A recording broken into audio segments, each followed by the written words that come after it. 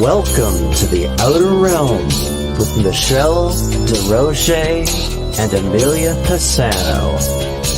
Airing live on the United Public Radio Network, 105.3 FM in New Orleans.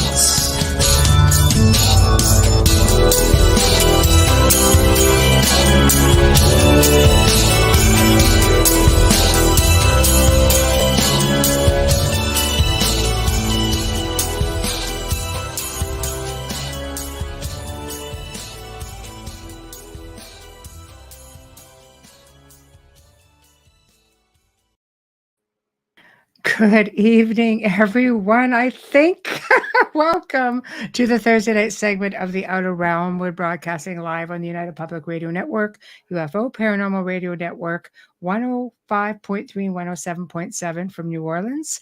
We're fully sponsored by the amazing folks over at Folgers Coffee. We're very grateful for you guys. You've been a part of our journey since day one. So thank you. We appreciate you so very much. Also, big thank you to Dr. Snake, the Sonic Surgeon, for his contribution of his voice, his time, and his music for the intro that you just heard. So thank you to him. Big thank you to Steve McGinnis, the artist behind all of the banners and artwork here at the Outer Realm. So thank you, thank you.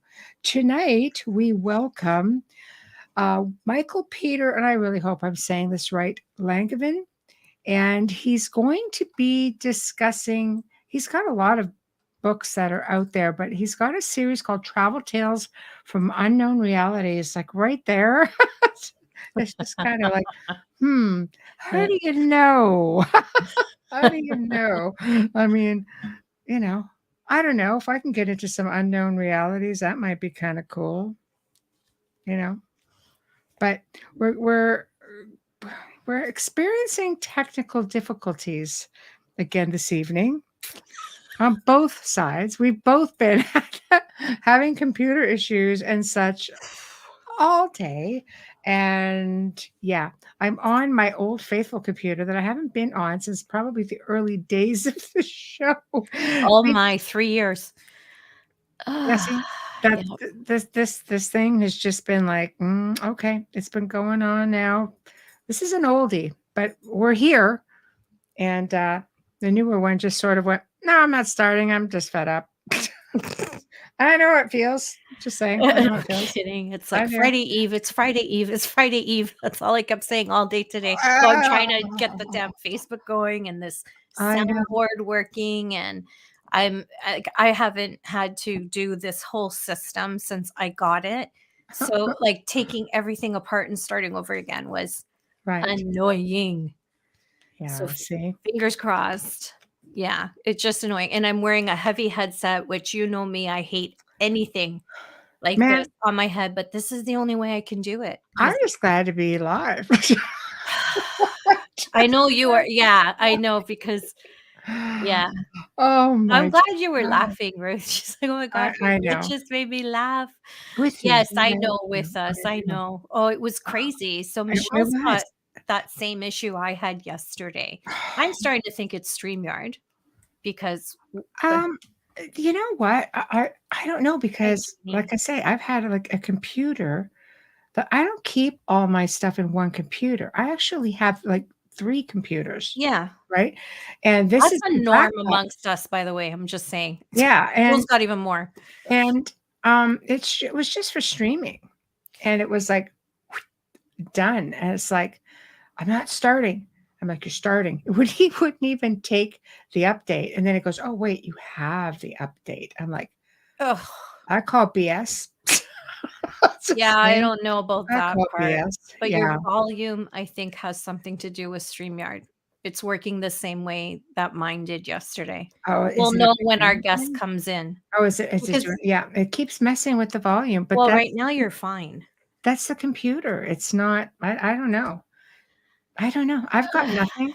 So all I know is we're going to try to tackle it through and I'm trying not to project this because I have a pretty strong voice, you know, like I can push out my sound and I'm trying to not do that. So we're going to just breaking things. Gonna hope for the best. And yeah, and I have sent the Hi, link Jerry. to our guests. So I see I don't even have email on this computer, people. I had to do it from my phone. So I disabled Siri and Siri just responded. Uh-huh. yeah. Siri's like, I want in on whatever you got going on. No, but Siri, I turned you off. Naughty Siri trying to come in on the show. So Go away. I know. I know. I know. Stop. So I'm going to actually That's put this frustrating. up, share screen, and I want to make sure that we have this ready to go for Sorry, our allergies. guest. I know. I mean, Allergies. travel tales from unknown realities. That sounds like, I mean, and again, and I don't have this in front of me because this is not my regular computer, but um, just what he's got written down here. Haven't we all been thrilled about a stirring tale of mysterious happenings that defy rational explanation? Occultists have long believed that supernatural powers do exist, whether they act for good or evil. Most of us have experienced eerie and unnatural phenomenon at one time or another. Such experiences make us realize that forces which we cannot comprehend operate in our universe. They convince us that, as Hamlet said, there are more things in heaven and earth than we dreamt of. The tales of this collection grip the spine and provide the reader with captivation and wild experiences of adventures. So the stories exist to let others see the world and things therein as few of them, or as we see few of them. It overflows with a wide array of metaphysical experiences from New England to Africa, from Latin America to Europe. It is guaranteed to leave the reader scratching their heads in amazement. I'm already scratching my head in amazement. This is actually pretty cool. Then the next book goes on. Oh, wait. Oh, and here he is. So maybe we'll just let him walk us through this. So, Hi, Dana. hello, Michael. How are you? Hi. Oh, are we hearing you? I don't hear you. Nope. There you go. There Stay we are. right there. Nope. Yep. There we are. Back. Yeah. Do it again. There. Can't hear you. Can Now you hear me? Oh, you can't hear us. This happened yesterday. Oh. you can't hear us at all? Tell him to drop out, come back. Okay. I mean, maybe like drop out, come back in if you can't hear us. He can't hear you. How's he gonna hear you say that? Okay, we're going to knock out and try it again. I'm going to email you. Okay, 1 second. We're going to. Okay, I'll try this again. Okay, 1 minute. We're going to try this again. Okay, darn it. You're gonna be able to hear me breathe. This thing is set up so well. It's okay. You go ahead. I'm just going to read his quick bio before we get him back. Michael Peter Langevin is widely known in the fields of New Age thought and shamanic transformation, magic, mysticism, and the occult. Michael is the co-publisher, co-editor of the Echo World magazine, the alternative monthly voice in the South. He is also the co-owner and co-operator of Langevin Axelson Marketing Company. So hopefully we will have him be able to come right back. I hope so. Dana's got bad internet too. Thank you for See- being there for me today, Dana. Yeah. Yeah, so it's not just us. I don't know. So hopefully, we'll get him back up sooner rather than later. I will go in. Yeah, so this book, I mean, there's a lot of stories. Like when you're looking at unknown realities, how many realities do we think we have? Like, do we keep shifting? Like, remember when we did that show on the gray zone? And we talked about what? No, I'm going to tell you something that happened to me today talking about shifting, but you finish your sentence. Okay. Well, there's stories where people were just walking out of their houses. And this happened to somebody Wayne knew, actually. And they walked out of their house and they walked around the other side and they were someplace completely different. And they could hear, like the person on the other side could hear his family members, could not find them anywhere. And apparently there was also missing time, because when he came back, they were like, "Where were you? We've been looking for you for hours." And he's like, he was only walked out around the back of the house and came back. So what is that about? Right? Like, Yeah, I don't know. like, there's a lot of stuff that you can't you have to wonder how things thank you, Melissa, for that. Yeah. So Hope I he don't know. realizes we didn't just throw him. I messaged him back. Yeah. I know. I can hear So us now. so Okay. today I needed a mind break. Okay. That's kind of day it was, 'cause anyone who's on my Facebook knows how much trouble I've been having with just my profile page. I can access the news feed. I can't get to my own front page. Okay. Hold on. He's right back. Okay. How about now? Can you hear us? No? No? Oh, no. That's on his end. Yeah, Yeah. that's He okay. has to go into his preferences and click sound. Yeah, we hear you. Hold on, maybe private chat. Okay. Oh, it's okay, Dana. I took a while Michelle's doing that with him, I'll just talk to you guys. Okay, let's try that. Okay. Okay. Excuse me. Okay. Oh, that's really hitting hard on. Yeah. So anyways, I pulled up a frequency video, healing video from YouTube. If you guys are Right. into frequencies. And I played it and it's going, in those crazy circles like the 70s is like, right? And I hit as it goes higher and it goes higher. There's a frequency that actually really irritates my ears. And I pick up on it quite quickly. And I can tell you like where I'm at from that little bit of agitation. And I looked to the left of me to get my eyes off of the screen. Mhm. And the chair with my pillows on it went in and back out, kind of bounced a little bit out of the wall, just halfway. And I'm like, wait a minute. I felt a little bit of shift. Right. Laying down. I get up and I'm staring at the screen, convinced that because the screen is spinning, it's just a trick with my eye and the vertigo, right? Right. I'm staring at it and I'm like looking off at trying all these experiments, looking back at the chair. Nope.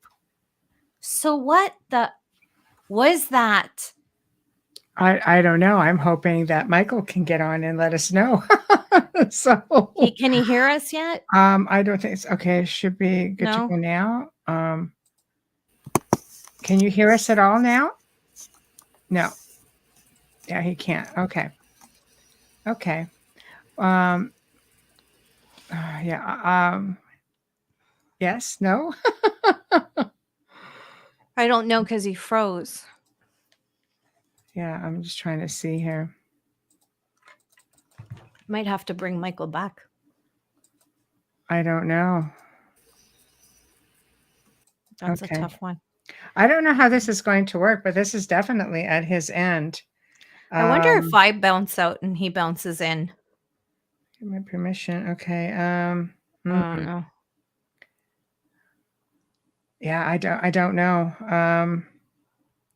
Must be in your preferences, comma. Please feel free to try again. Yeah. I don't know. I mean, he's coming in, but everybody else is hearing us, right? I mean, is anybody having any difficulty hearing us out there? I don't think so. I think we're pretty much all good to go. But yeah, that's No, his mic's not on mute. He can't hear us. We can hear him. He can't hear us. Yeah. Yeah. I don't know. When it comes to all of these different realities, there's Yeah. a belief Hi, that, Ann. I mean, the whole occult thing is a whole different thing altogether. But when, like I said, when you're getting into different ancient belief systems, there's theories that we ourselves, our souls, exist simultaneously throughout different dimensions and realities. There are theories that we can jump back, through different slips in time, and that there are there are stargates or portals all over this planet, or vortexes, and so people can go back and forth. But are they going actually back and forth in time? Well, we know that can happen, but is that a different reality, or is that just a different place and time? I Like, don't know. see what I mean? Like, I honestly felt like I came back into this dimension when that happened because my whole body moved.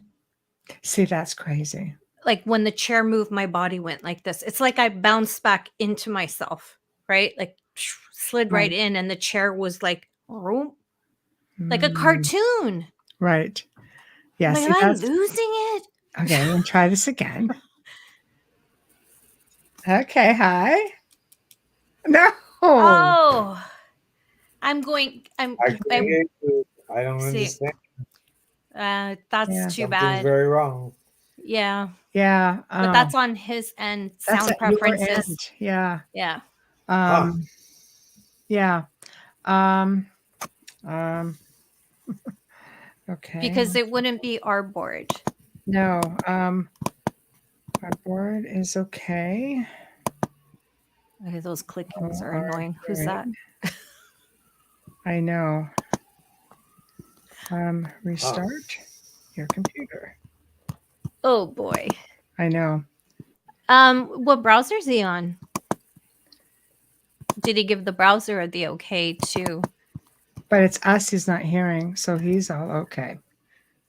Does he have? Well, Chris asked a good question. Can he use earphones or earpods? I think he's using his microphone and his sound from his computer. Yeah. Try earbuds. Earbuds. Okay. We'll try that. We'll try that. Maybe Yeah. that. So if maybe you're just that's the listening in thing. and you're hearing all this clicking, our Yeah. guest tonight is Michael Peter Langevin, sorry, and he's just having some tech issues like we have been having the last 2 days, and Yeah, maybe that. possibly StreamYard, possibly Yeah. on his, and we're not sure because we can hear and speak to each Yeah. other. We can Yes. hear the lovely Yes. Michael speaking, but unfortunately he can't hear us. No, I know. So, I know. This is yeah. very unfortunate because we have been looking very forward to this Yes. for quite some time now. So hopefully we'll be able to work this out. It may be a matter of restarting. He'll try the earbuds, I think, hopefully, or he's checking his email, one of the two. Yeah. But yeah, so what exactly, if you think back to what you were doing today, did you know how you can project energy? If you're having a really stressful day, maybe you could have projected that. And I have to ask, right? That's an understatement. So that's how you do it. Okay. Oh, unless you want to write questions and he just answers. Yeah, I don't know. It's just I feel really bad. Like I don't really know what to do. Like it's I know. all I can do is have him, restart the computer maybe and come back in, because it's all from his end. Unfortunately, it's not from our end. No, but we had this tech issue with Michael yesterday when he came in. Yeah. It's just been ridiculous for a tech issue. Yeah. But here, what I'll do is I'll just add his book so you guys can go in and check it out. Travel Tales from Unknown Realities. There's a lot of stories in here, and I highly recommend that if you guys are interested in this sort of thing, just to go and check it out. I'll leave it up for a couple of minutes. And I know, Janie, we're looking forward to it too, but somehow it's just not working in our favor right now. It's not I know all these crazy tech issues. I don't know. So, but I don't know. Is there CME going on or something? Like, is there something going Holly, on? where are you? I know. She's supposed to chime in later, but honest to gosh, Hi, Ron. I mean, okay, it's Mercury retrograde. Maybe that has something to do with all this technology issues, but these are major technology issues. Like, they're not just little things. And I remind you, Michael did speak, about some military stuff yesterday. Maybe somebody are having a bit of an issue. But hey, Ron's got a Somebody's good comment. pissed at Were you us. having a glitch in the matrix, Bubbles? That is possible because it felt like something crazy like that. I've never felt that, so I don't know. Like I've never seen my chair look like a cartoon, or Mhm. I know I sound totally insane, but it Right. was a really rough day, and I Well, don't know. I mean, Chris says you might have had a hypnic jerk, which is where your body jerks as you start to sleep, and you may have seen the chair move as you woke up. I was wide awake watching the frequency on the screen. Mhm. That's why I thought it was just an optical thing because it's spinning, and I looked over and then saw that. Oh, Can you hear me? yes. Hallelujah. Something Yeah, glitched on my computer. I'm terribly sorry. we're gonna have a lot of feedback. That's okay. Do you have any headphones at all? I don't. I'm sorry. Okay, that's okay. We're going to have a little bit of feedback, so we're going to try to talk, yes, the least amount possible. This way, all we're going to do is hear your voice, and we'll chime in once in a while. How about that? Okay, I can talk. So Okay. when someone stops in your head, count to 3 before you speak. Okay. Okay. So why don't we start with tell us about yourself and what got you on your journey, and then we'll work our way to the book, which is very exciting after that. Excellent. I'm Michael Peter Langevin. I've just come out with Travel Tales from Unknown Realities, one of my books. And I was raised in New England. I'm the son of a funeral director and the grandson of a funeral director. When I was very young, my father decided that myself and my 2 brothers were going to take over the funeral home. At 5 years old, he brought me down to the funeral home and told me to touch a dead body. I didn't really want to touch that dead body, but he had fought in World War II and was a harsh man, and I knew better than to not do what he asked. So I touched the body, and to this day, I swear that a little electric pulse passed through that body all the way up my arm into my heart. And it changed my whole view of life and death and reality at 5 years old. To this day, I look over my left shoulder and I tell people I see death floating over my shoulder. And often I've wondered if I should take an action or make a decision. And death says, I could take you at any moment. I have made a lot of decisions based on that. Some of them have been great. Some of them not so good. but that started me on my path. Right. That way. Growing up, go ahead. No, go ahead. Yeah, I would say that's quite a start. It's like you got jumped. Yeah, it was a good beginning to all of this. Growing up around a funeral home, we had a farm not far from the funeral home, and it was surrounded by cemeteries. So you could say I grew up with death. I've read that the priests of Egypt had to work as embalmers in order to be comfortable with death, to teach secrets to the masses of life and death. And I often think that that's what I was given in this life, an experience to work closely with death. And that did set me on my path. My father had been wounded in World War II, and we lived in Lawrence, which is an old mill town, and there are a lot of 4 tenement buildings that had narrow stairs going up to the apartments, and no elevators. And my father had people to help him, except for 1 or 2 in the morning. So when I was 11, 12 years old, he'd wake me up and say, "I need you to help me," and we'd go up to the 4th tenement, and I'd have to strap a dead body on my back and carry it down the stairs to the hearse. And then we'd go to the morgue, and I'd help my father embalm it. And then he'd bring me home, and I'd shower and eat breakfast and go to school. I'd look around at the other kids and I'd say, none of them had to do this. Why do I? But it exposed me to so many different views of what was going on. As I got older, I did become an apprentice to my father. And in New England, they have to use backhoes to dig up the graves in the wintertime because the ground freezes so solidly. They often catch old caskets and rip them apart and send their bones scattering across the snow. I took to going back and picking up the bones and bringing them home, washing them up, and putting them in a large aquarium I had in my bedroom. I thought this was pretty cool. Nobody else had a collection of I human think bones that's in pretty their bedroom.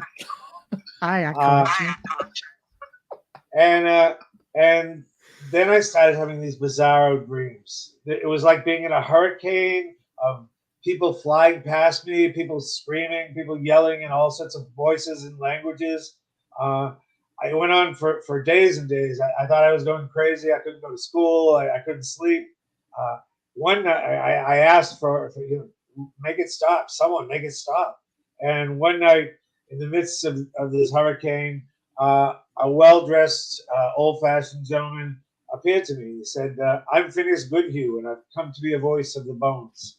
Now, I had read a few books, but I hadn't read a lot of books at that point. I was hardly at that point good at lucid dreaming or astral traveling, but this dream was a special dream. And Phineas said, you unrested these people who belong to these bones because you've taken their bones away from the sacred ground. They can't continue on their afterlife journeys. You need to bury the bones in sacred ground. I asked, what if I don't? And he said, they'll drive you crazy. You have no choice. And I said, well, what do I get in return? Now, again, this was a dream. I don't know how I was so lucid, but I did. And Phineas said, what do you want? And I thought, in the dream, and I said, I want magical secrets and magical experiences for the rest of my life. And Phineas said, great, it's a deal.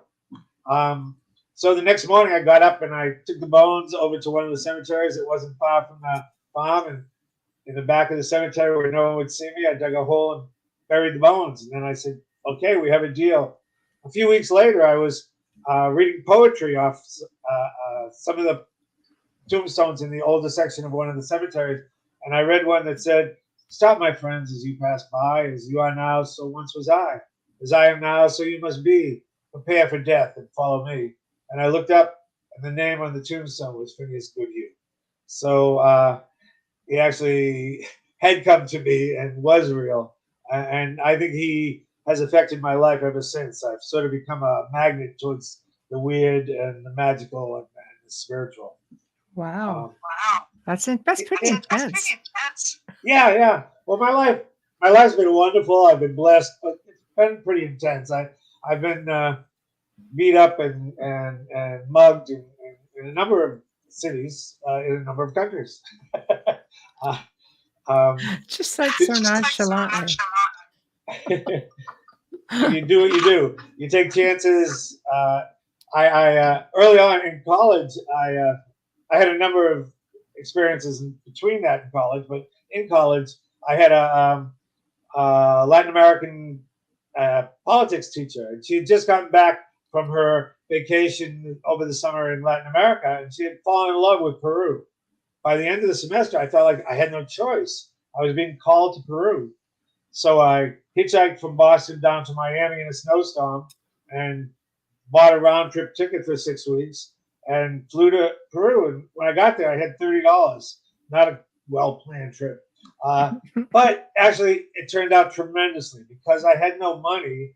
I ended up being picked up by native people and passed off from dump truck to pickup truck to beat up car. And everywhere I went, people gave me recommendations to visit their cousin or their friend in the next city. And a lot of them started saying, when you come back, you need to go see this shaman in the Amazon. I hadn't intended to go back, but by the time my trip was over, I had a whole list of shamans in the Amazon I should visit. This was back in the 1970s. So I then went on to see the wonders of Peru, the Nazca Lines, Arequipa Canyon, Machu Picchu, Lake Titicaca. In Machu Picchu, I had visions of the Incan gods and goddesses. In my dreams, again, they tried to tell me that I had another life in Peru and that I had agreed to come back and bring forth the lost knowledge of the Incas. I told them they had the wrong guy. I couldn't even pronounce my R's right. I still can't. And I just wanted to go back to Boston and finish up college. After nights of torturing me and threatening to kill and torture everybody I loved, we made a deal. I stood on the edge of the Indian Mountains and yelled, "Okay, whatever you want, just let me go back to Boston and finish up my schooling and start a regular life, and I'll do whatever you want. Don't make deals with gods and goddesses." Years later, I published my book, The Secrets of the Ancient Incas. I ended up going down there many times, and I ended up adopting my children from Peru. Best thing I ever did. Wonderful children in their 30s now and still my good friends. But I thank Peru and the Indian gods and goddesses for intense experiences in my life. Right. No, I think it would be. Hold on. Where'd you go? You have a question? Definitely not in Boston now, because this wouldn't be happening. I don't know. Oh, it's pouring here. Now my headache's going to disappear. Can you hear it? No, I can't hear it. Oh, Michelle, you'd love this. I know. It's helpful. Oh, there you are. Where'd you go? Yeah. I'm like, are you in Boston right now?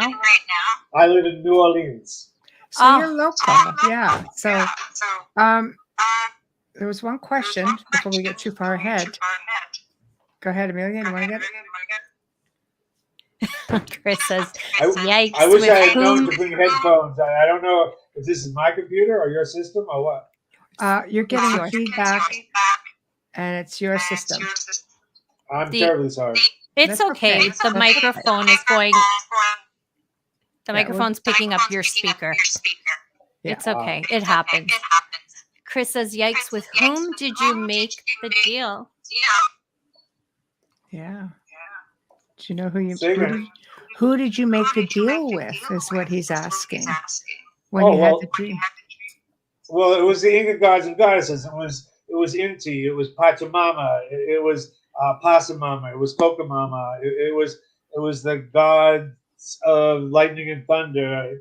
There was a whole pantheon of gods, and even Sapa Incas and Sapa Inca wives who had ruled the empires that were there on the other side, and I believe still exists. I don't preach any belief system, but I do believe that if there's a highest or higher power, that there's also a lot of demigods and different gods, lesser gods that exist, and that was my Testament.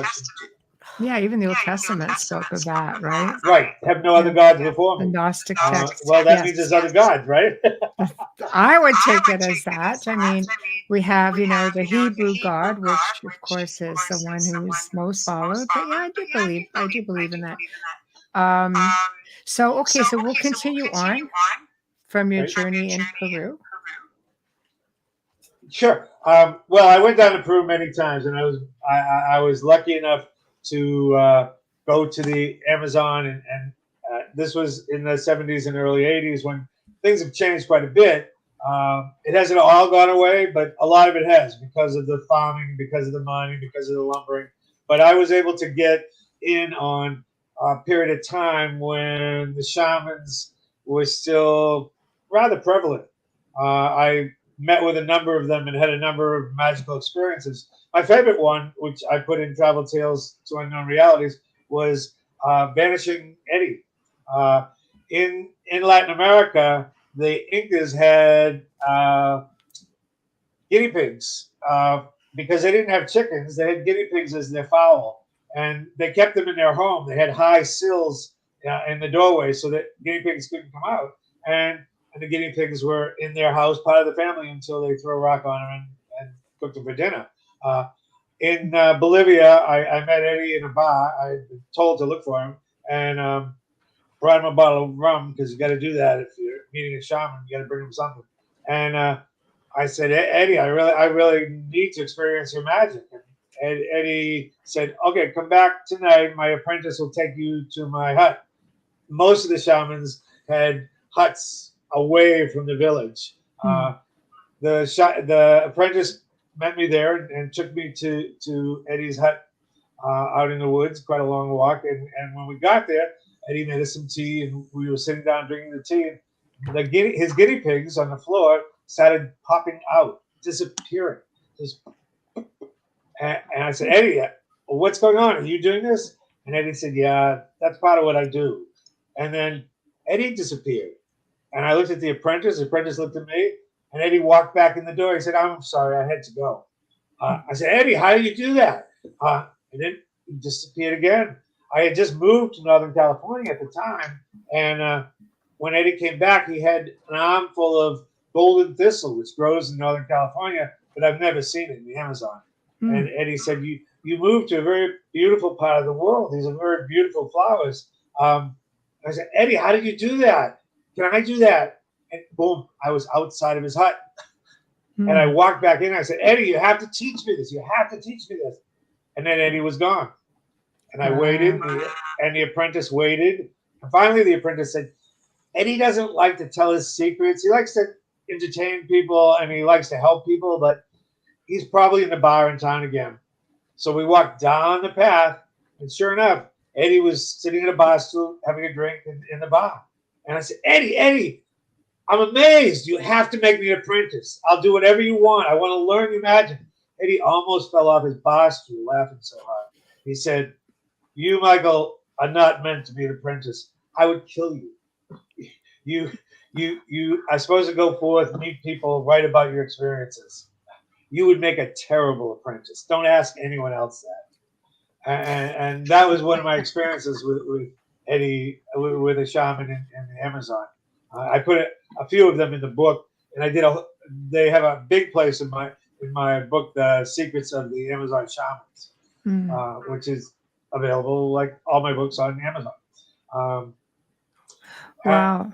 That's I'll mute you when we speak, so that way you won't hear the feedback. So for the listeners they'll just hear one of us at a time. Yeah. So so he's slipping in and out somewhere for sure. I mean, obviously he's bouncing around pretty easily. And we'll definitely continue from that point on. So do you think this is just, he's just disappearing and popping up someplace? Or do you think like it's an unknown reality, as you call it? Because when we get to that point, it would be good to explain what that is so we can all keep up, I guess is the easiest way to put it.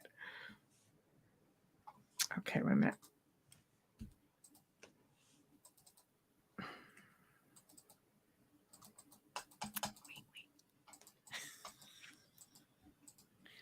He's on mute.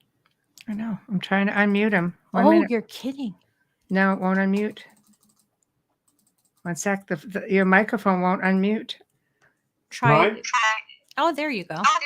Okay, go ahead. But levels of reality are just one slice of the onion, and there's tons of slices of that onion. Right. Alternative realities, other dimensions, other ways of being that we can't even conceive of. And a lot of these magic workers, Eddie, I think, just walked through some of the slices of the onion and came back. And he had that ability. And I think a lot of magic workers do. I was, much later on, I was able to go to Africa, to go to Sierra Leone and Uganda. And I in both countries, I met only one in each country, but I met a magic worker who practiced the old ways of that country. We would call it pre-voodoo, but it's old African religions. And in Sierra Leone, the gentleman told me about his religion and their beliefs, different but connected to the archetypal views of shamanism and the pre-religious peoples. After we talked for a while, he threw some leaves on his fire in his hut, and the hut started filling up with smoke. And the man turned into a snake, a human-sized snake. and started withering on the ground. I don't know that most people can do that or experience that, and yet I saw it, and I think it was because he had a different way of knowing and a different way of viewing reality, and was able to do this. He came back and told us that was the show for the night, but he basically told us that was his magic that he was able to share with us that evening, and that we should go. But I think it was like Eddie in that the rules of reality only apply if we believe them and we live by them. We're taught by society, some say brainwashed, to believe that we're supposed to live a certain way, 9 to 5, cut the lawn as if it matters, raise your children, retire. Those who live outside of that and believe that their reason for being here is a larger reality, a larger experience, can learn skills and abilities and have experiences far beyond what most of us do on a regular basis. The woman in Uganda was taking care of a village in the southern part of Uganda of orphans because AIDS and Ebola had started not far from that area, and all the parents and people of age outside of her and a couple of elderly women had died. So they were taking care of the children. I was there traveling with a few people, and she had one of them cure another one. She put us through this ritual, and she had him. This man that was cured had a heart attack, and he couldn't talk, and he wasn't thinking clearly, and he couldn't hear. And through this ceremony, she had one of the people traveling with me cure him, who had never cured anyone before. But from her, through him, this man not only started hearing and talking, but he asked, "Where have I been? What's been going on?" And he came back to his old self. These kind of miracles, we call them, right, not only are possible, but happen on a regular basis all over the world. And in Travel Tales to Unknown Realities, I've tried to let people know that we all have that ability. It takes intention. It takes a decision that I want to spend some time each week expanding my abilities, my knowledge, and practice. You don't need a shaman or a guru to do it, although there are those out there that have helped me and can help others. But you just need to have the desire. There's YouTube channels now and books and study groups where you can learn tons of this material, and by practicing it with intent, you can do things like astral traveling and remembering and bringing it back. You can have lucid dreams. You can call to you magic beings and magical experiences, and this can happen on a regular basis, and still does to this day. I'm just going to talk because that seems to be how we do it with the people. Well, I mean, no, but unfortunately, normally we're more interactive, but you're getting so much feedback. Your microphone is picking up the show, and that's coming through the airwaves. Should we do this another night when I have earphones? Well, no, we'll keep up with it. No problem, because you're here. But that's why we're trying to give you the majority you two are of the time. And I don't mind talking. I can talk all night. No, that's okay. I got lots of stories. Yeah, no, no, feel free. We're just trying to get less feedback coming through the system. Great. And if there's anything I can do differently that will help it float better, let me know. Yes, But, I mean, if you're using an actual microphone, if you unplug it and try plugging it back in. I'm just using my computer. I just didn't realize. I've done a lot of interviews with just my computer that have worked good, so I just assumed. Yeah, I don't know. It's been a whole day for technology faux pas today like with that. everybody. Okay, Sorry, so you sorry to add to continue that. on it. It's okay. Yeah, there we go. No, I was down in Peru. What is it? 11 years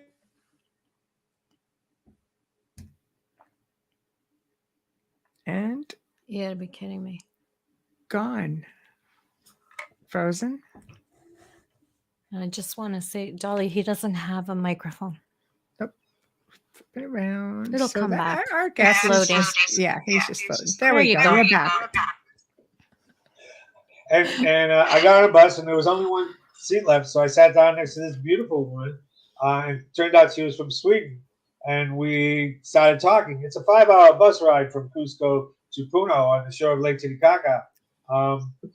When we got there, after 5 hours of talking, we had fallen in love. So Sophia is an amazing person, and once I got to know her, as coincidence would have it, I had written The Secrets of the Ancient Incas and The Secrets of the Amazon Shamans. She had written in Swedish the Norse gods through mythology, Norse goddesses through mythology, and the runes through Nordic teachings. So we had more in common than you can imagine by just picking a seat on a bus. We courted over the internet and Skype. She went back to Sweden, and I went back to California at the time, and we courted for 2 years. Then I got a job with the Monroe Institute in Virginia, and I said, this isn't working, you being in Sweden and me being here. Why don't you come and marry me? And she agreed. So we had to work out how to do magic together, because she had been taught in the Nordic witchcraft style, and I had been taught from shamans and occultists in the United States. To begin with, it was a rough start because mine was a very verbal magic, very invoking, very talking about what you're doing and who you're calling in. And hers was a very meditative and trance-like magic. We figured out a way to work together to do magic. And she taught me Seda, which is a old-fashioned Swedish way of possession, where you actually bring in an entity to take you over.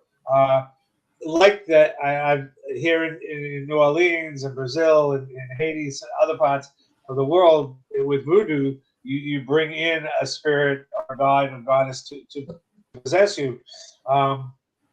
So we kind of modified, and we lived in the Ridge Mountains in Virginia. We had a sort of cabin treehouse at the end of the road in the woods, and we ran 2 businesses, Langevin Magazine Marketing and a monthly magazine, and we would turn all that off at night and work magic together. And in the book, I have a number of stories of beings who came in through one or the other of us and shared with us knowledge or just explanations of their other reality. One of my favorites was Rockcliffe, the Armadillo Mountain. One night I felt something coming in, and I told Sophia, I said, there's something going on. My lip feels very heavy. And she said, do you feel like a mountain? And I said, I do. And as we talked, this entity had seen our light from his dimension and had come in, and his reality was very different. They didn't have a language. They spoken not in telepathy, but in pictures. So he would paint pictures in my brain, which I would then try to translate to Sophia. And he spoke of how he traveled on ribbons through what we would call the air from island to island, where he would help the beings that lived in those islands. He looked like a large armadillo, and he had no limbs, but he said he would grow limbs and paint pictures for these beings he went to help. And once they got the image of what he was trying to tell them, his limb would melt away.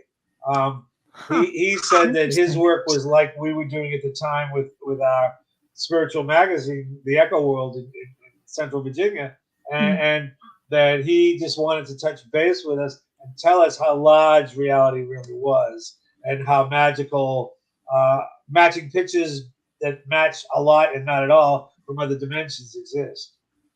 Right. That's absolutely fascinating to me, because it makes you realize just how diverse everything is. We see things so black and white with tunnel vision that, and maybe some of it is conditioning, and he's gone again. Maybe I'm trying to speak slowly so it's easier so it doesn't sound so cluttered for people. You're blocked. Oh, you're muted. I can't even hear you. We're waiting for Michael to come back. He's forgot. He's that little spinning wheel right now. Yeah, probably, I muted. Sorry, because the thunder was so loud. That's And he's cool, got though. enough going on, and I didn't want more feedback. That's why I muted. It's a crazy stopped night for all this. I will, I mean, he's got a lot of tech issues on his end, and I think I will ask He has him. gone out and back in. Yeah, Dolly, a few we've been times, doing Dolly. this since 10 after 9. Yeah, a few times. Thanks, Jade. Yeah, thanks, Yeah. Jade. It's all coming from his end, unfortunately. I'm just going to see if he, Nice, see if he loves just comes thunder. back in. But I think conditioning, through from the time that we're born, we're little, conditioning keeps us from doing anything other than having tunnel vision. There's so much out there. And when we see something different, we all, on an average, we're just conditioned to react a certain way, which is out of fear. So, because I could see, remember, guys, we have like 7 different chat rooms in here. So I'm seeing comments from like all over the place. And we are conditioned through religion, through our faith, to look at one aspect of things. But in ancient times, things were done very differently, long before the religions of modern day. And I say modern day, even in the scope of 2,000 years, there was so much more life before that. And a lot of the newer religions, and believe it or not, Catholicism is considered one of the new ones compared to, let's say, the Muslim faith or Buddhism, things like that, Druidism, paganism, and many before that.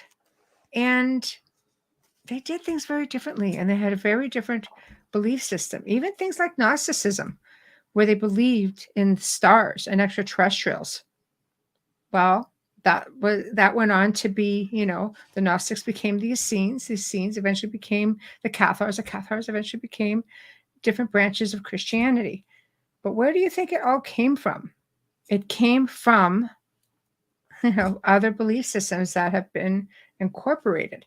So why are we, see right there, 20,000 years old, exactly, But I think at this point, we have to try at least to have a really open mind, because it doesn't mean because we're taught to not believe it, it doesn't mean that it was not a thing.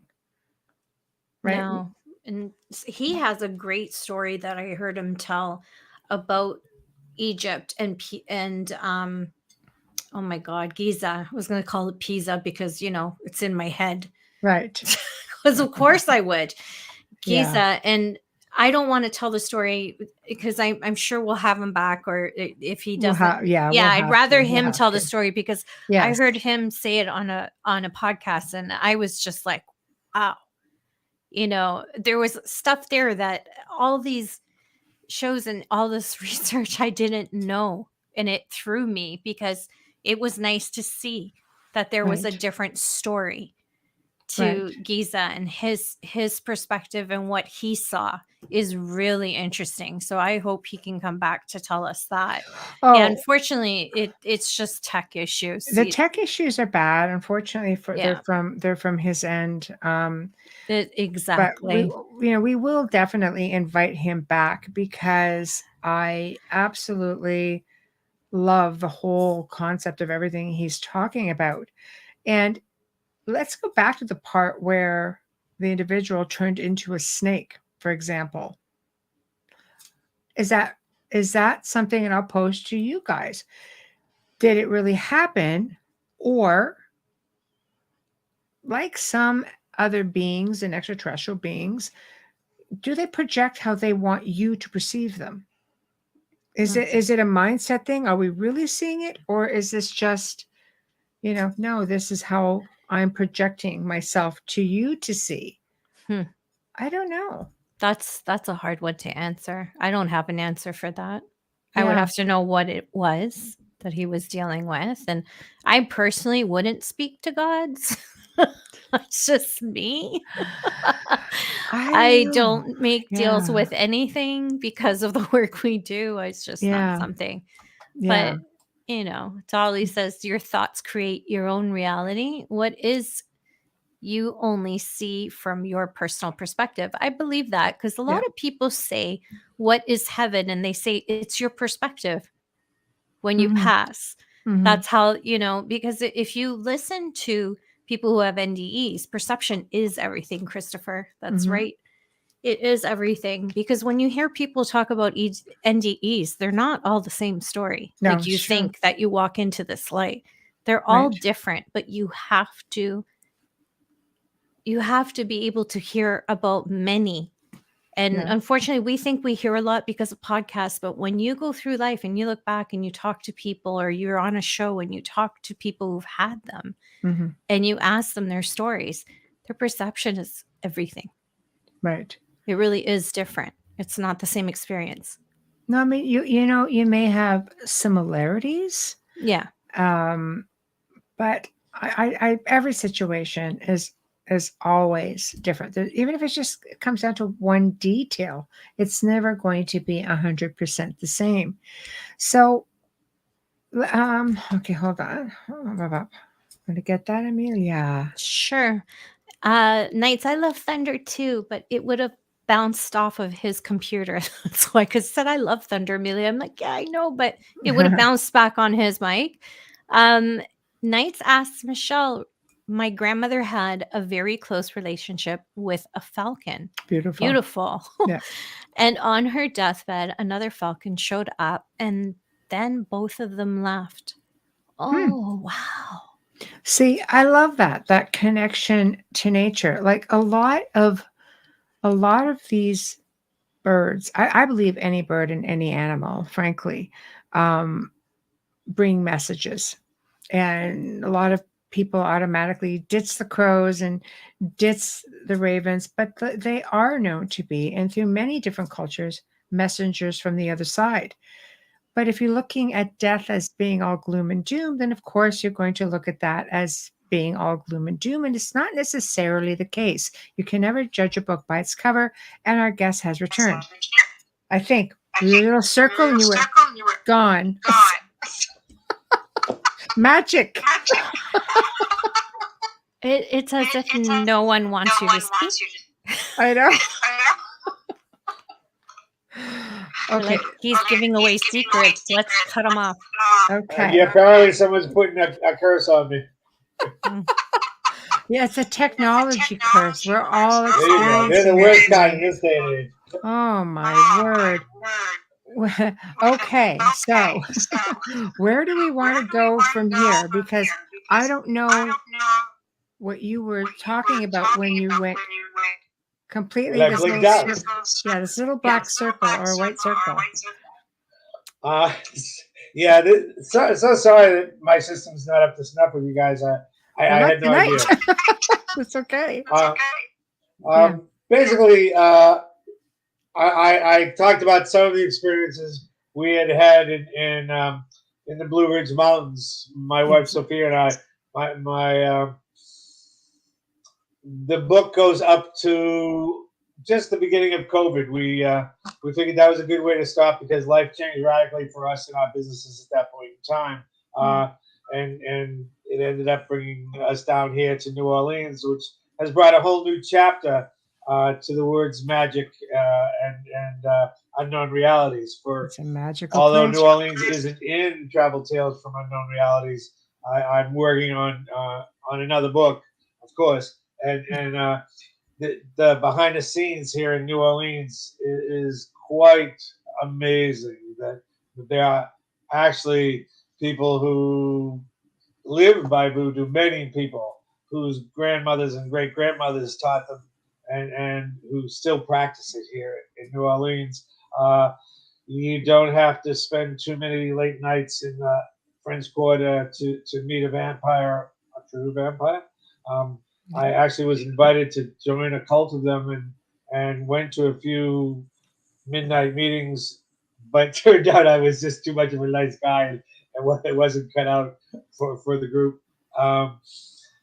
But life brings us where we get exposed to what we need to when we put our fate out to the winds. And New Orleans has been really good for my wife and I. Right. I guess jumping back, I've traveled quite a bit all over the world. Besides Africa, I was in Morocco, and I went on a camel caravan across the desert, the Sahara Desert. Quite an experience. About the fourth or fifth day, you get a little sand punchy. I saw a fellow in traditional dress beside me on a camel, and I knew he wasn't one of our guides. We began talking. He claimed to be a jinn or a genie, and he told me that the genies had once ruled that part of the world long ago, and that it wasn't until Muhammad came and drove them out and convinced people that they didn't even exist, but that some of them still did exist in the isolated places. I said, yeah, sure. I'm hallucinating. And he said, well, I can make your camel throw you right now. I said, no need. He said, well, just watch. And there was this lovely Japanese woman, 2 camels in front of me, and her camel started going wild and threw her off.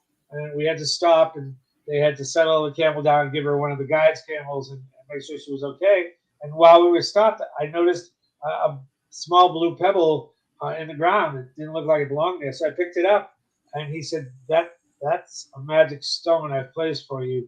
And when you're done this evening, give it to the leader of the caravan.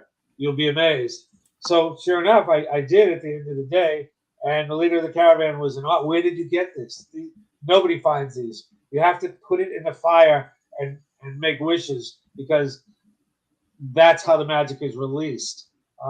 So if I hadn't believed he was a real entity, all the other things he told me, that kind of convinced me.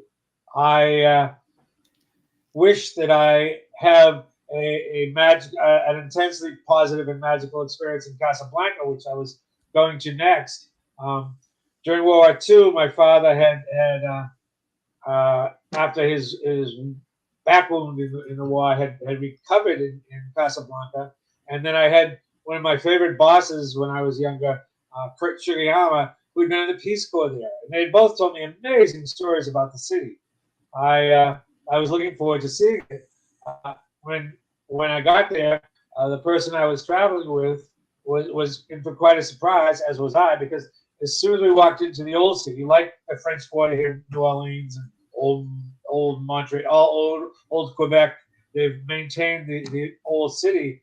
And as soon as we walked into the old city, I started hearing my father's voice in one ear and Kurt's voice in my other ear. And they were so excited I was there. And they told me to go down this street and eat at this restaurant. And then, no, you have to try this pastry in this restaurant. No, you go around here and around the corner, you have to try that. And some of the restaurants were closed, of course, but we had the most amazing Moroccan food that I would have ever imagined. And I named some of the actual foods in Travel Tales to Unknown Realities, from Unknown Realities. And then they, after that, they took us to different bars where you had to go, because it was Morocco and it's Muslim in general. You had to go, a lot of them, down the alley and knock 3 times on the door to get in, because it's not illegal. It's just not. It's frowned upon. By the time the sun was coming up, my friend and I were rather drunk and had quite an experience, and stumbled back to our hotel. And as we were leaving the old city, I heard both Kurt and my father say, "Thank you. It was great to go back to our old stomping ground." Very nice. Yeah. these kind of things can happen when you're open to them. So what Since do you? then, Sorry, go what ahead, do you please. do? No, I'll be quiet. No, well, some people would look at this. I mean, as something a dark ability. Do you consider this to be a dark ability? I think a lot of No, people although perceive ancient abilities as dark. yeah, I actually don't. I've had to make peace with it over the years. I was raised Catholic and really thought I was going to be a priest growing up. When I signed up to be an altar boy, um, my first day, a priest took me in the back room and wanted to have sex with me. I ran out of there 2 miles from the church to my home and told my father I was no longer a Catholic. I I learned a lot from the Catholic Church and their rituals and their ceremonies, and I feel they're very powerful. I greatly respect organized religions because I think they do a huge service for individuals and communities. The work I've seen them do in Latin America, some of the priests and nuns, is just noble.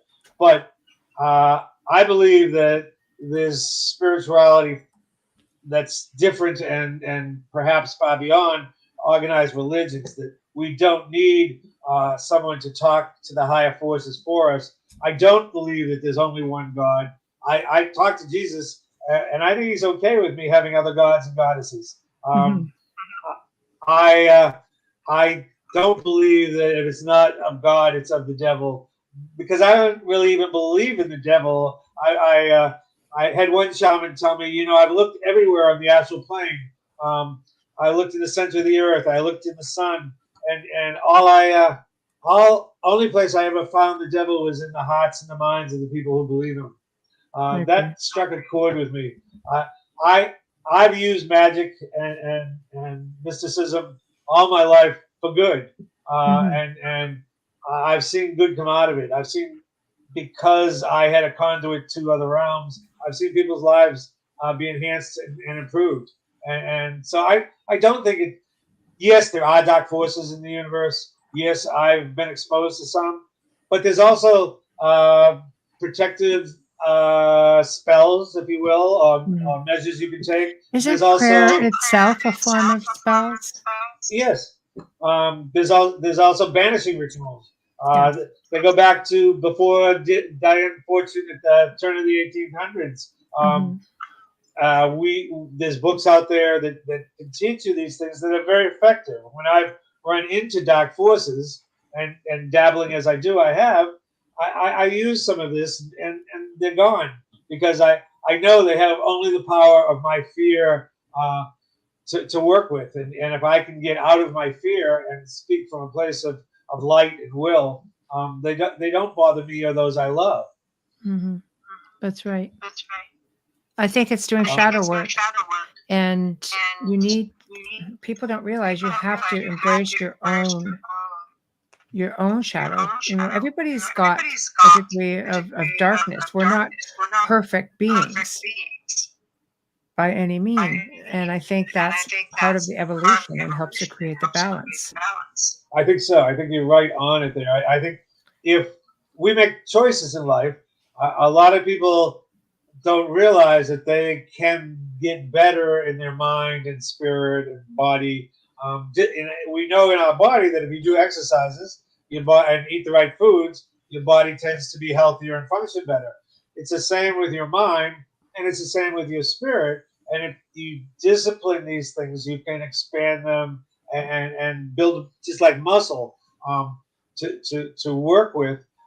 So I think people who commit themselves to their personal honesty, brutal honesty, and their personal evolution can continue to evolve all their lives and become better in many areas, especially the spiritual one. And if you do that, you do your shadow work, and you get rid of your childhood, or a lot of, you heal from a lot of your childhood issues, perhaps past life issues.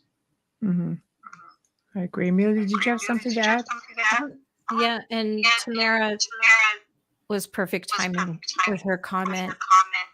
I think a lot of people don't realize that a lot of us that have to work with dark is to keep others safe.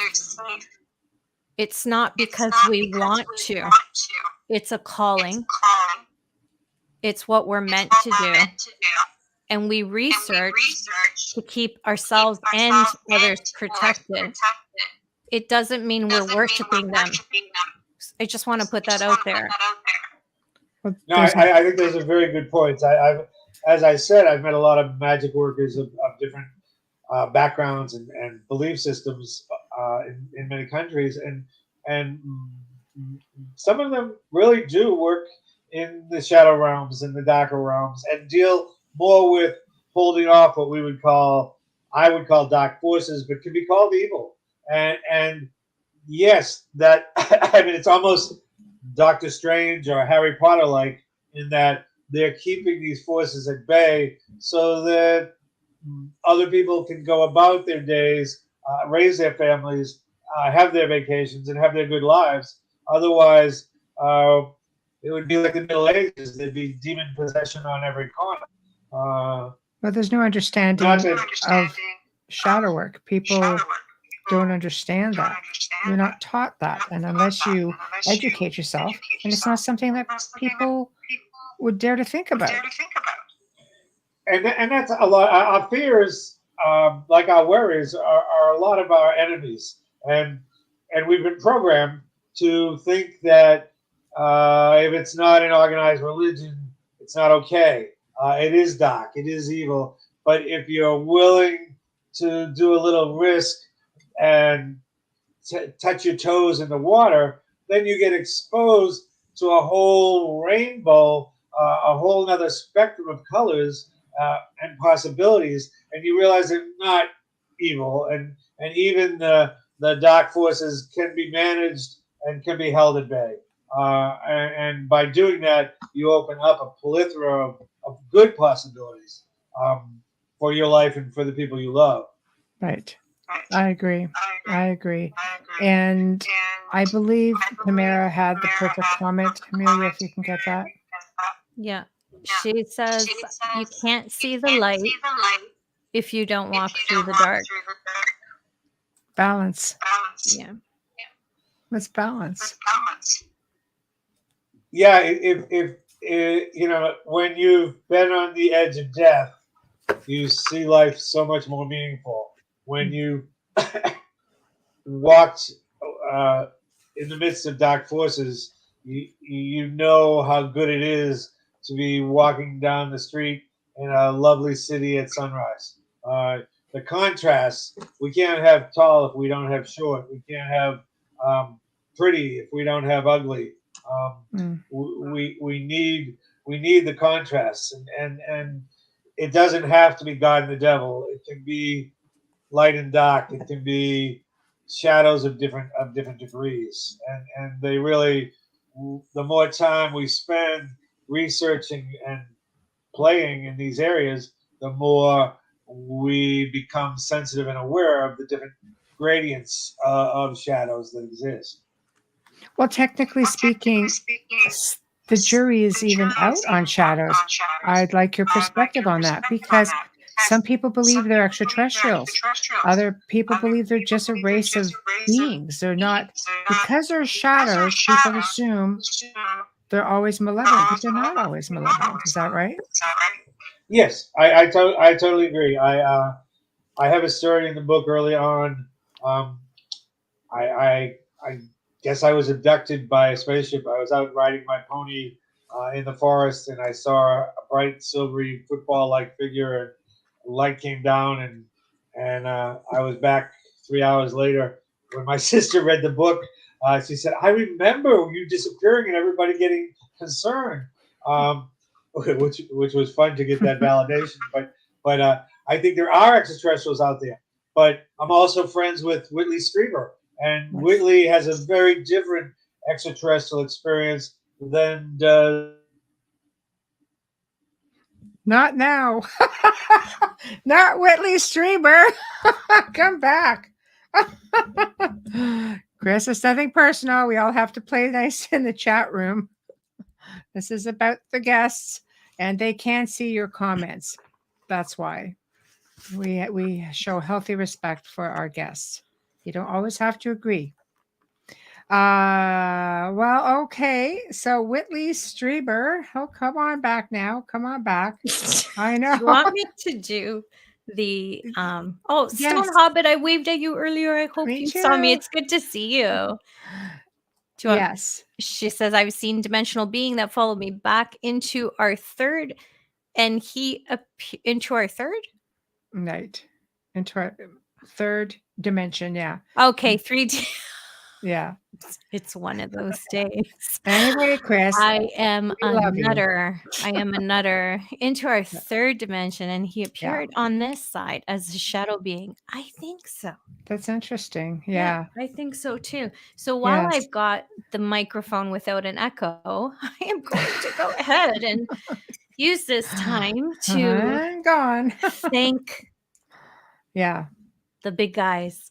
You are listening to The Outer Realm with Michelle DeRoche and Amelia Pisano, coming to you live from the beautiful city of New Orleans, which is not helping our guests right now, on 105.3 and 107.7 FM radio, as well as the Roku channel. That's right. We're streaming on Roku now, and we're also archived there. If it's your first time tuning in, please share us with your friends. Let us know what you think. Find us on Facebook. We have a group page called The Outer Realm with Michelle DeRoche and Amelia Pisano, just like this show.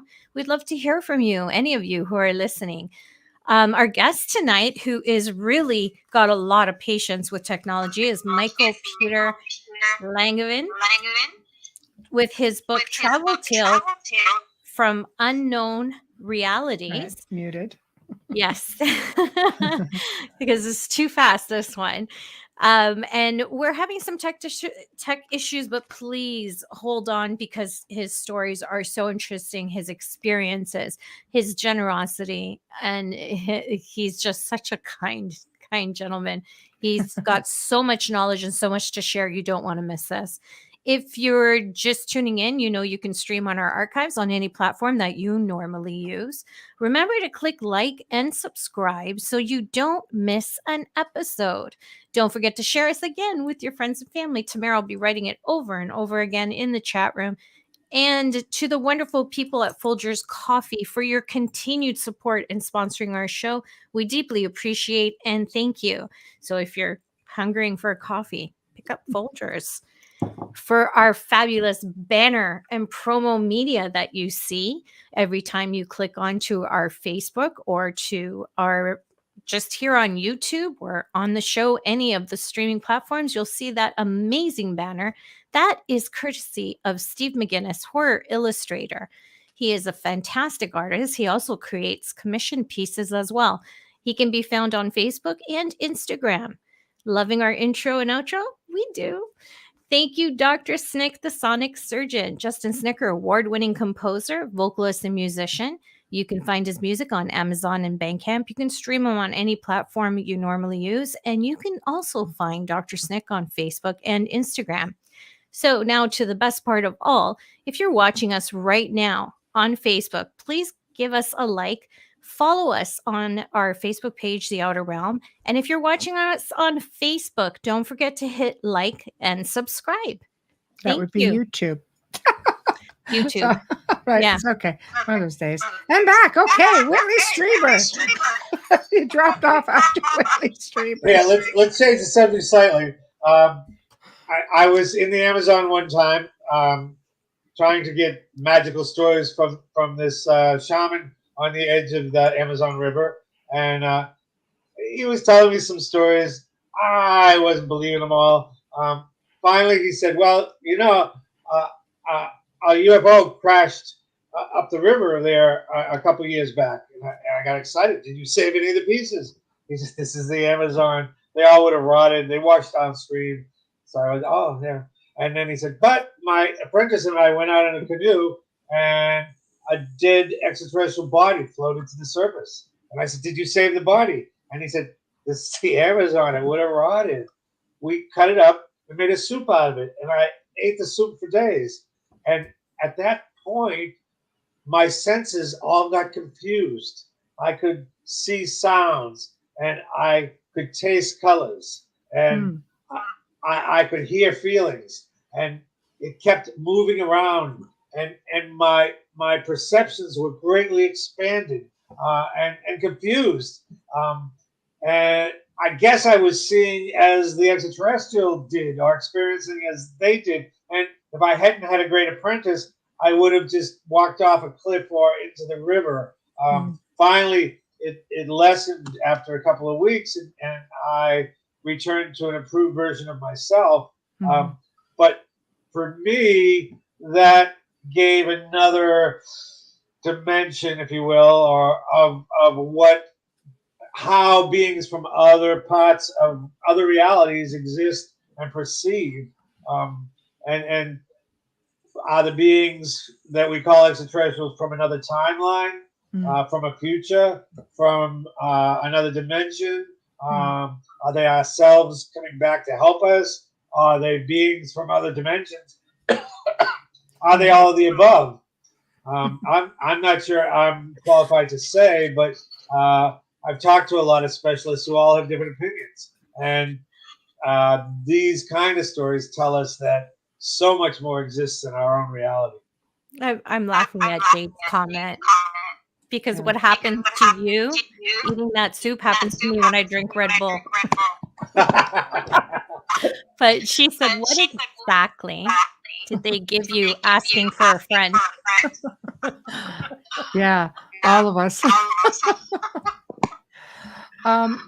So I guess it's sort of, I'm just going to play devil's advocate for a moment, pardon the pun, but so you ingested this. No, I didn't. This shaman did. Okay. And told me about it. Okay. I've ingested a number of substances down in the Amazon, but I've never eaten extraterrestrial. Okay. But I was only coming to the point where think about everything that we eat now. I'll use meat only as an example because it makes the most sense than trying to, I don't know what plants eat, but, for the vegan society out there. But if you think about animals, a cow, what it goes through, and all of the hormones and everything it's given and the fear that it exhibits, and we ingest this, we are in turn bringing on those feelings, I guess, the fears. And I mean, I'm not vegan. There, I said it, but kind of half and half. I was for many decades, but yeah, somehow at this point in my life, I've drifted away. But I'm very careful about what meats I eat and hold it down to a minimal. But I think you're absolutely true that if I mean, it's one thing if there's a lot of chemicals, hormones, antibiotics that are added to the meat or to the vegetables, but it's a whole other thing when they're brutally killed, because then you get the fear in the cells. We know just from research that we hold trauma in our own cells when we've been through a stressful experience. Well, so must animals who are hit with a sledgehammer or brought to the slaughterhouse, and then we bring that into our systems. We really, I've met holy men and magic people who are extremely careful about what they eat, what they bring into their bodies, and then others who just do sort of a protective spell, ceremony, ritual on their food so that it's cleansed before they bring it in. I think there's a lot of approaches, but I think as with most things, if we have a mindfulness, we make a real difference as to how our bodies function. You can choose to eat halal, and that'll make a difference as well. I agree, and I also believe that we have to be cautious about some of the locations that we go to, because if you can, we absorb energy. Different people absorb energy from other people, places. So much so. In the book, I have two stories. My wife is very intuitive, very, very psychic and sensitive. We lived in Tijuana for a while, and we lived on the beach, on the playa, and it was lovely. And I mean, it was almost paradise. And you can't beat the prices. But when we go to downtown Tijuana, she would get sick, and she's not a very physically sensitive person. And when we sat and we went into trance about it and meditated on it, it was that there had been so much slaughter, so many battles, so many people abused in downtown Tijuana that she was picking up on that. Later, we traveled across Mexico on buses, and when we got to Mexico City, I love Mexico City.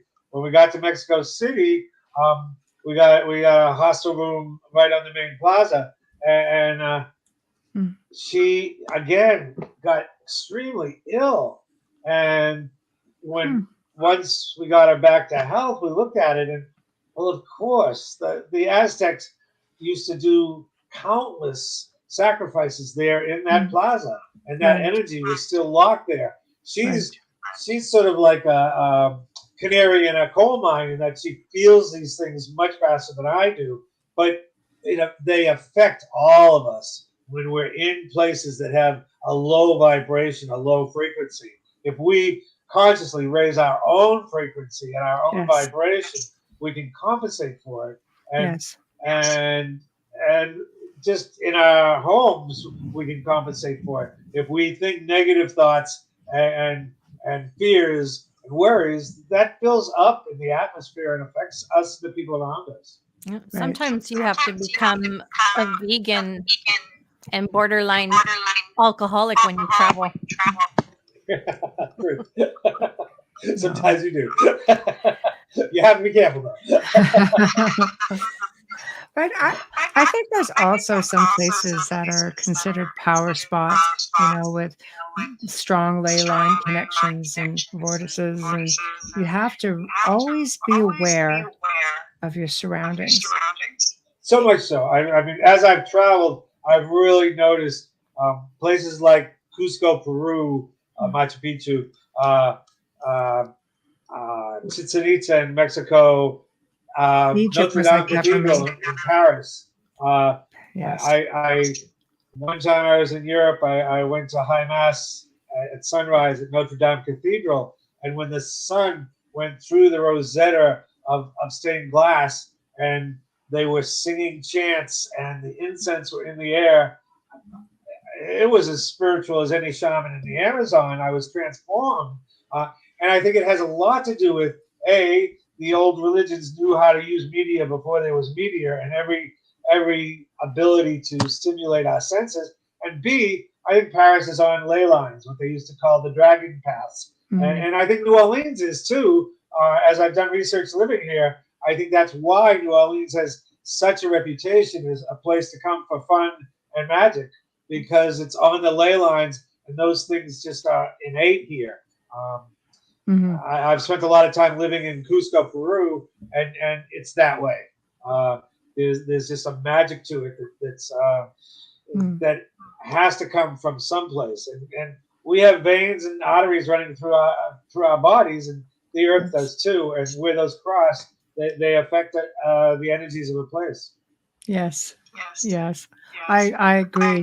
I believe that we react to, for example, the full moon the same way as the ocean would, because we're made up of water for the most part. We're going to behave the same way. Very much so, and we're very sensitive to our environments, and we're trained to be insensitive, and I think that has a lot to do with how long and how well a lot of people live. Knocking on wood, I've had health issues, but less than a lot, and I'm lucky. But I see a lot of my peers who have passed, and I think of how they ate, drank, did substances, and the body's like a car. If we treat it with respect, and if we nurture it with working with our spirit, our shadow realms, our personal evolution, we tend to get a lot more out of it than if we just put sugar in the gas tank. Literally. Agreed. So I hear my voice coming back at me. With respects to magic, is it a lifelong thing, or can somebody just pick it up? People can pick it up. Some people are born just sensitive. Some people are born psychic, intuitive, natural inclination towards magic. But I've worked with people, and I've taught audiences. I've taught small classes. I've taught individuals to actually learn how to do magic, how to be sensitive to magic, how to find magic around them, how to raise their frequencies, how to call in magic, and some people have a resistance, but other people, once they're given the tools, there's really no stopping how well they can function in these other unknown realities. Mm-hmm. Right. I love that. I worked with a young man. I have my degree in social work and therapy, and part of the deal was when I had using magic. Mostly, I and a crew of people created a huge a magazine that started in my living room in San Francisco, and over 25 years became international in nature. Had 100,000 circulation, printed everyone from John Lilly to Terrence McKenna to Carlos Castaneda to Clarissa Pinkola Estes, just a wide range of famous people. We did a lot of that with magic. When the downturn came economically, 100 issues was all we could do, and we closed the doors. I went back and got my master's degree because the state of California had said they'd pay me to get it if I'd worked for them in Children Protective Services for 4 years.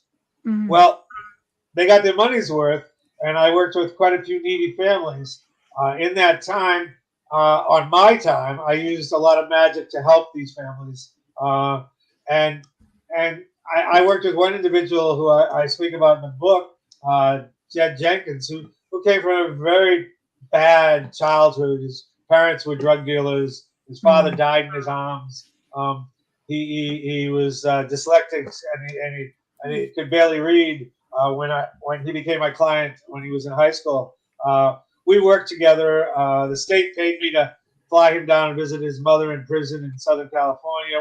We became good friends, and he found my books online and figured out what I was about and asked me a ton of questions about magic and mysticism. And after I left Children Protective Services, we stayed friends, and he studied and worked with it.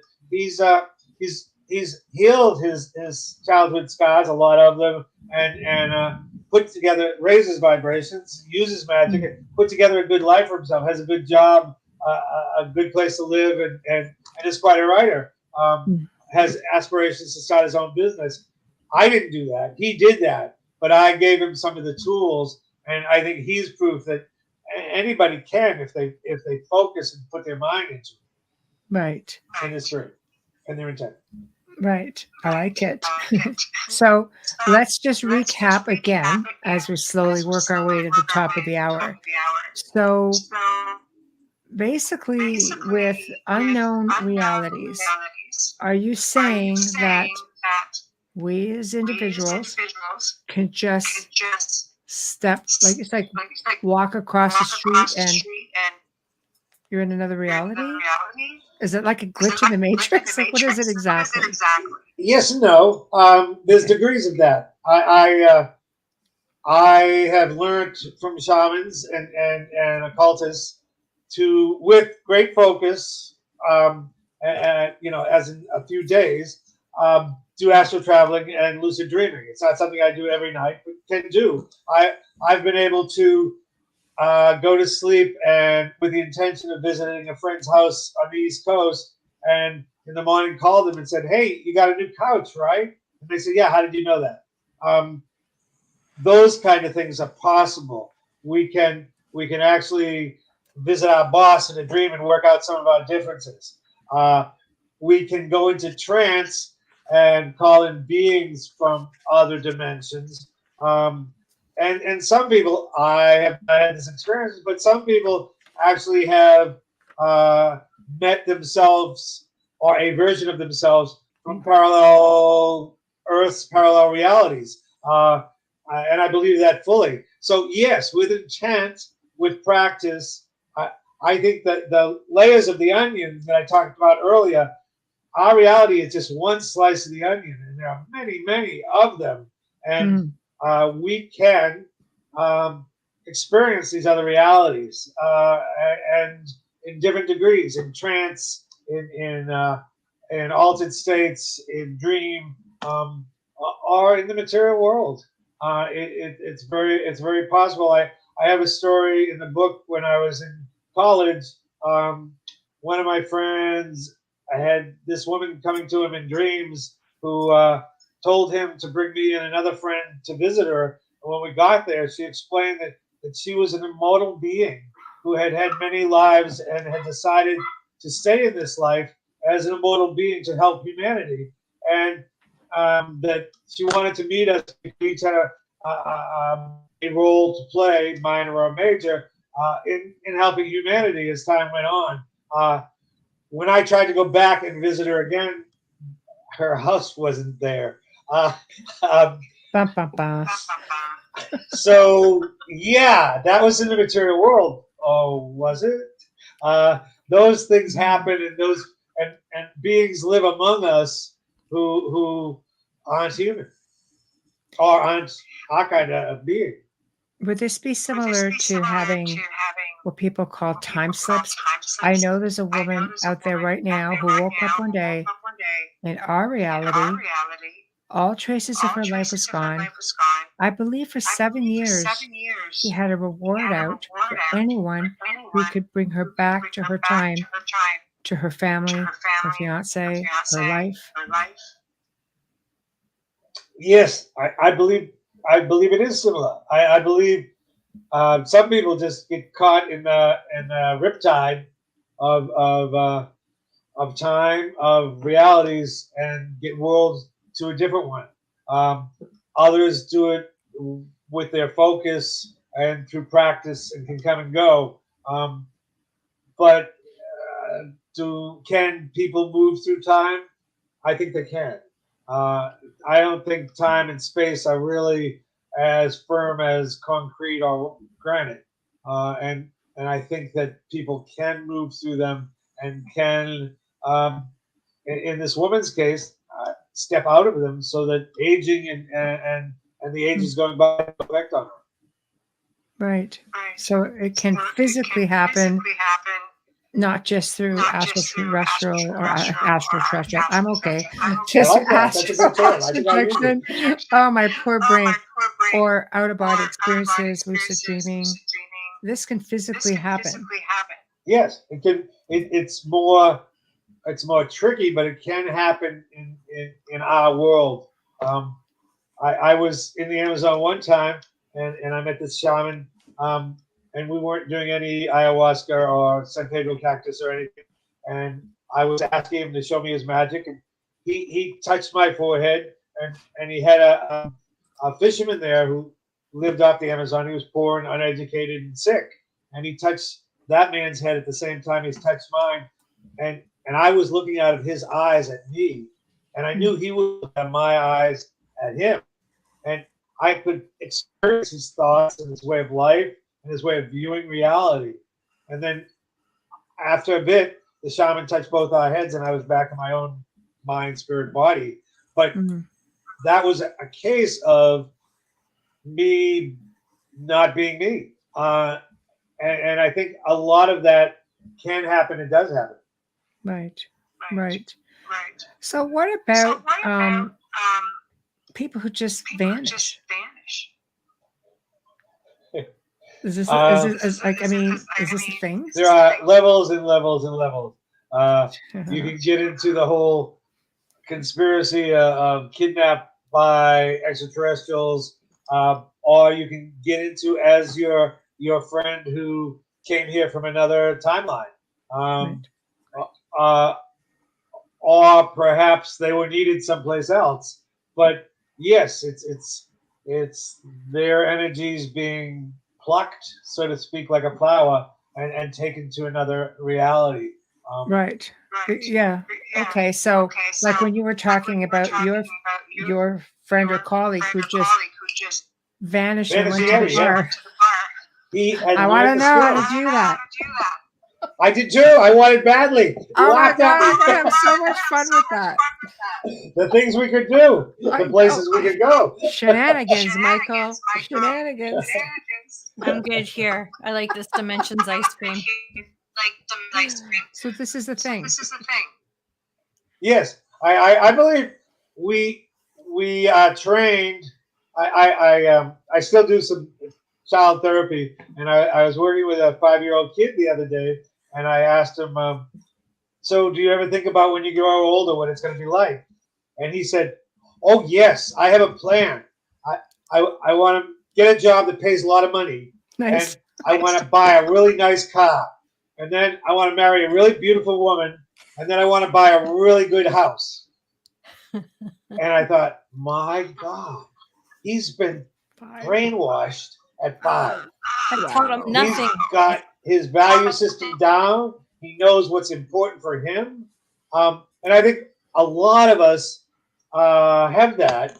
And we have a choice to break out of it. But we're trained to get a good paying job, oftentimes that we don't really like, and to save our money to get a great car and a great house and a great spouse, and then raise our families and one day retire. That's fine. If that's what people choose, I would like them to choose more consciously rather than get the programming at 5 years old. That they can choose to open that up to unknown realities, to more experiences, and break it up a lot. I've thanks to the magic I've been exposed to, I've been in positions where I had quite a bit of money. I had a farm in Northern California. I had an international business. Now, I can pay my bills. And I love my life, and I love living in New Orleans. It's what we choose that's going to make us happy and going to give us our lives meaning. Creating your own reality. Right. There it is. Right. Well, I think as we get older as well, our priorities change, and I think our peace of mind becomes more important than the mighty dollar, because then it's almost like we're in the system, under control. When you free yourself from that, you're free. Yes, and we have that choice. Some people, yes, they retire and they just watch TV or go fishing, which is fine if that's what they choose. Right. But we have a choice, to do whatever we want that we didn't do as we age, or explore whole new aspects of our personality, our lives, the world. Right. I like that. Well, so tell everybody how to find you, what you have coming up. We're almost at the top of the hour. Say it again. You kind of broke up. Tell people what you have coming up and where they can find you. Sure. Yeah. Sure. All my books are on sale on Amazon under my name, Michael Peter Langevin, my author's page. I'm on Facebook. I have an author's page. I have a personal page, and I have another page just for fun. I'm on Instagram and Twitter, now called X. People are welcome when they see my name on your credits to email me at michaelpeterlangevin@gmail.com. I'm very open to communicating with people. It's not like I'm going to get back to them right away, or that I'm going to teach them a free class on magic, but I will answer their questions. I'll give them some advice. They can even call me. I won't answer right away, but at 434-260-9952 and ask a question or say they hated my interview or that's very generous of you. Yeah, that's very generous of you. And here's the book again. This book, you can go to Amazon, and you could probably Google your name or even the title of the book on Amazon. Yes. and Very much come so. up. That's fantastic. It was a pleasure having you on. Yeah, I'm sorry it was technical. So I will get myself a microphone and earphones to straighten this out for future. You know what? I say we do it again. We do book quite a bit in advance, but we will do this again, and we'll iron out the tech issues that we're all experiencing today, and then we can go ahead and have a little bit more fun and share some more information. I enjoyed it. Oh, there you are. Thank you so much. Thank you both. Thank you. Good night. Good night. Well, we've come to the end of another interesting show. Honestly, the tech issues, I mean, poor guy on his part tonight, but boy, we sure had our fair share of them today. So we thank everybody for hanging in there. And yes, somebody did get put on a timeout, unfortunately, but the respect goes to the guest, whether we agree or not. It's not something we like to do. And I don't think I've ever had to do that before. So I was like, oh boy, I believe me, it hurts me as much as it hurts you. And we had Flat Earth guy. Yes. Oh boy. Yeah. Happen. Yeah. It was crazy. It was crazy. But we don't all have to agree. And we do have disclaimers for that. But respect is always given, because there's always somebody taking their time to be here and talk about what it is they do. But again, that's a whole other show. So thank you all for tuning in tonight. Thank you to everybody in chat. You guys really are awesome. And thank you for those who made our guests feel very welcome over the last couple of days.